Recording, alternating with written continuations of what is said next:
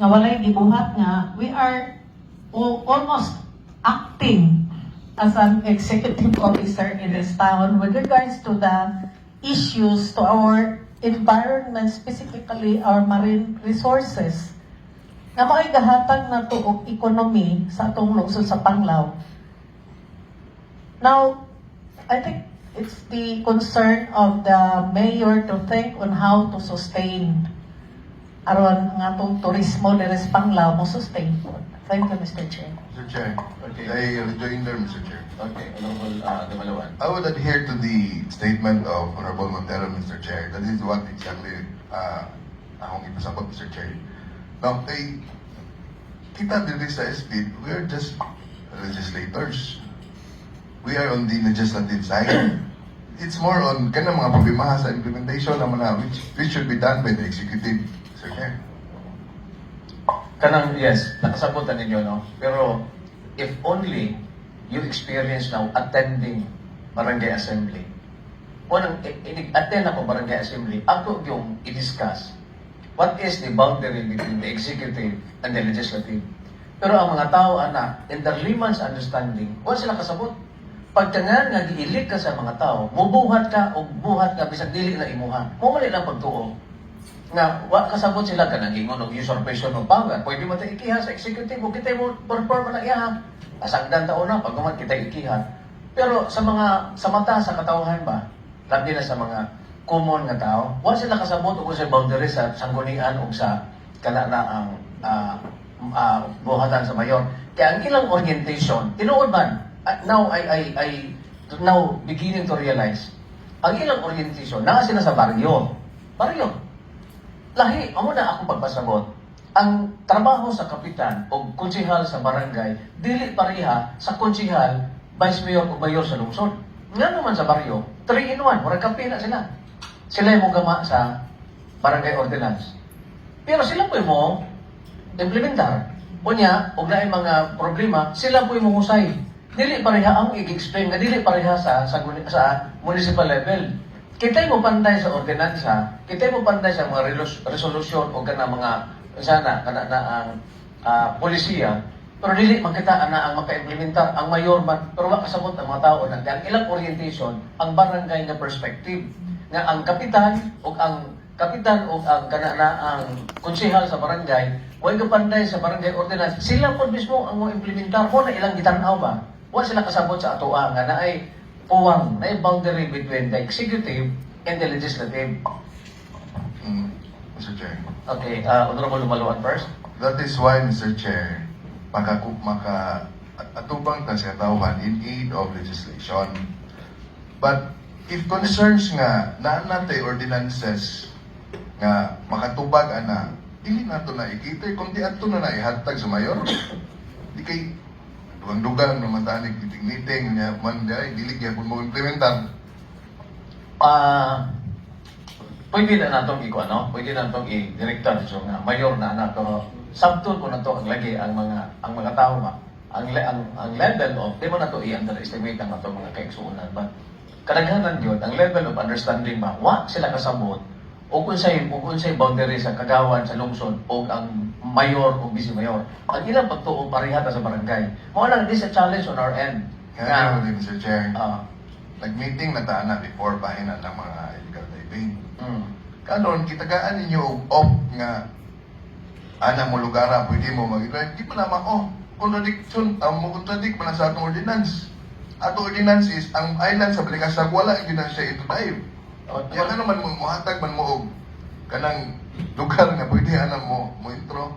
Kita na lang yung supanpal na itong kauling ordinansa. Kesa may ninghatag na Hindi, matag meeting sa una nga, lugaran lang mo diri sa part sa Balikasag nga pwede na mo diha. Huwag kita ang ninghatag. Ang ninghatag ang mayor. Ang mayor ang ninghatag kay Kung mo sa ta ordinansa nga naa na to, Yes. ato ko na sundon. Kita'y nagpas- Gawan, ordinansa wa tayong ipon. correct. Kita nagpantay sa mga ordinansa. Nasayod ta ang meets and bounds ana. Bawal gyud ang intro dive sa Balikasag. But it so happen nga kanang upat ka tao nga paugat yun. Mura ba but I think it's time to stop yun kay murag mo deploy naman og army ka ang provincial government. I know how true is that. To show to them na nagigipon ang gobyerno. Kaya lagi, nahitabo na, mismo ang opisinahan sa Coast Guard. Bongbong lang ang pagitan. Unya mauni gipag-hay-hay itong ilang mga host, ikahibaw ko ng Coast Guard nga substandard. Nganong di man sila maka-ingon nga no? Plywood ra ang ilang gapuwang ang ilang opisina ug ang katong illegal katong shop sa Balikasan. Shop, kuan ra, plywood ra, gipakita di sa video. I just hope, Mr. Chair, nga nakita ni mo ba nga balik-balik ang mga problemahan. Tinuod gina. Once and for all, punta na ito niyo. Bulldog na. Sulpad eh. Sige, balik-balik na ito. Meeting na. Same problem. Pero, ang implementation wala. I hope na we can Oo, put ensure na. balik mo ang problemahan, di masolusyonan. Honorable Montero. Ako po, Mr. Chair, mura na ko wait and see, but I think it's time for us, no, as I've said earlier, the Sangguniang Bayan have done our best as legislators. I was supposed to suggest to the Sangguniang Bayan that a task force from the office of the governor atong dawaton nga musod sa Balikasan. Okay. Ma-intervene na gyud ang governor because the mayor did not anything. Did not execute for this issue, no? You are right, Mr. Chair, when you said mahimong tag-ikiha og usurpation of power. Because we almost did. And secondly, I think I can recall of the effort we jointly did before because Panglao still need to be educated. Yes. So, if we will initiate that education from our office in aid of legislation to tell the people of the different committees nga gida ani o mga legislation katong atong parent effectiveness seminar Yes. that we can change it, but I do not know where we can get the budget. We will go to the Purok and with the aid sa atong mga barangay kapitan, muanha ta kada Purok aron atong masuginlan ang mga tao unsa trabaho sa executive office o ang legislative office o nganong gipanday nato ning mga ordinansa that concerns para sa environment because we want to sustain our tourism industry for economy in Panglao.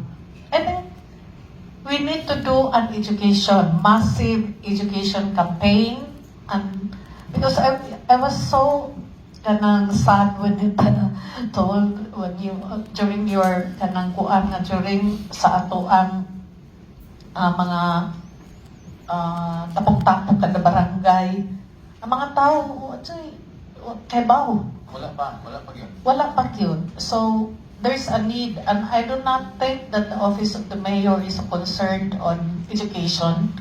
Yes. So if we can do something by educating, no? Initiated by the Sangguniang Bayan. That will go from Purok to Purok with the help sa atong mga kapitan, Mr. Chair. Yes. Especially the coastal barangays.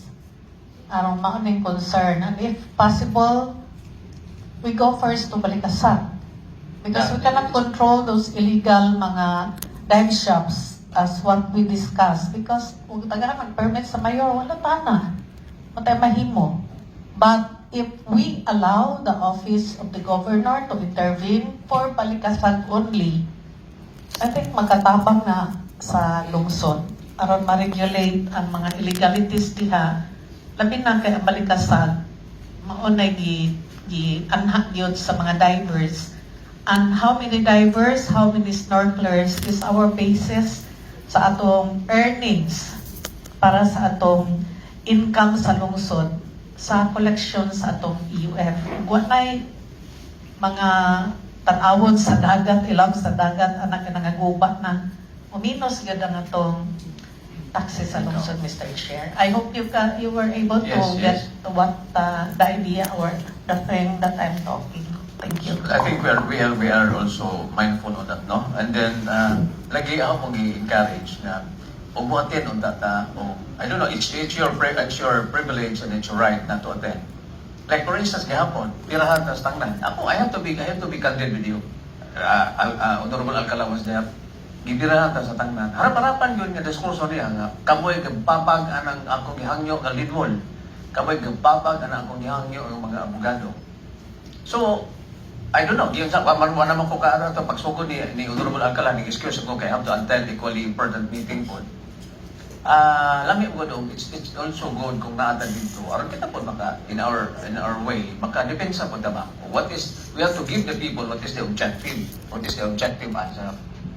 Kay, what na dito, dili matubag ang mga accusation ba?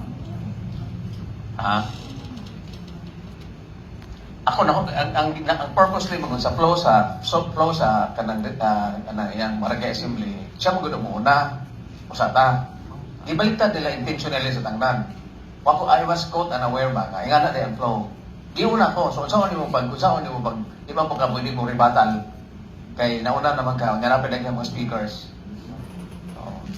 Mr. Chair, if I may, Mr. Chair. Honorable Mejos.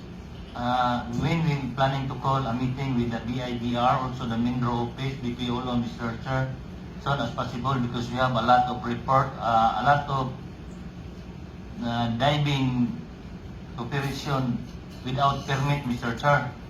I think it's from BPO office, Mr. Chair, and the Mindro, Mr. Chair. We invite for the meeting, Mr. Chair. If possible, Honorable Mejos, it can be done immediately tomorrow afternoon, then so much the better. Especially nga, nagabot ani o Merkules, hapon, wala na tay kuan, ang government offices, mura na may kuan, ang, I don't know, I leave Honorable Alcala to answer on that accusation.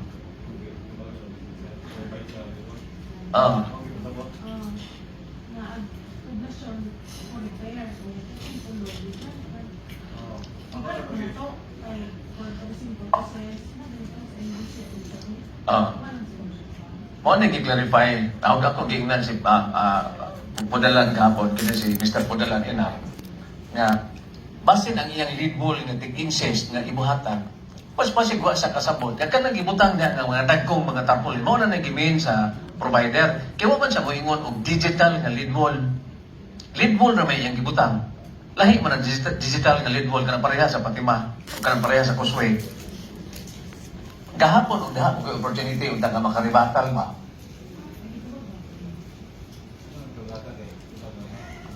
I hope nga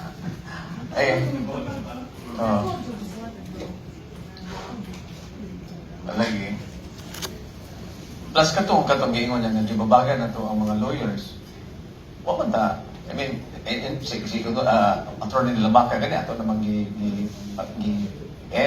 no. Pero sige lang, no? Napay upat, tulo ka barangay na hibilin. Nga, kuwan, Danao.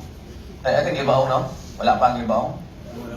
Wala pa. And, basta tulo pa na ka barangay ang nahibilin. Wala pa yung barangay sa hibilin. Mr. Chair. Okay. Yung santok lang sa una-una, Mr. Chair ba, bahin sa estudyante, Montero.